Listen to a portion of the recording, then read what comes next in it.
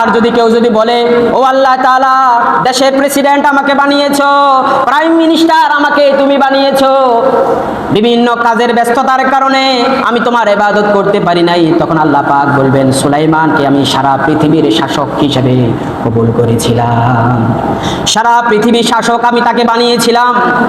এই রকম সারা পৃথিবী শাসন করার পরে শুধু মানুষ নয়, জিন নয়, সমগ্র সৃষ্টি জগৎকে তিনি শাসন করেছেন। 18,000 মাখলুকের ভাষা তিনি বুঝতেন, তারপরেও এক মুহূর্তের জন্য আমি আল্লাহ রব্বুল আলামিনকে ভুলে যাই নাই। কোনো প্রশ্ন করে বাঁচার সুযোগ আছে? প্রশ্ন করে বাঁচার কি সুযোগ আছে? কজ দেখাইয়া, কারণ দেখাইয়া কিয়ামতের ময়দানে পার পেয়ে যাবেন? বাঁচার কোনো সুযোগ আছে? কোনো সুযোগ আল্লাহ পাক রাখেন, কোনো সুযোগ আল্লাহ পাক রাখেন।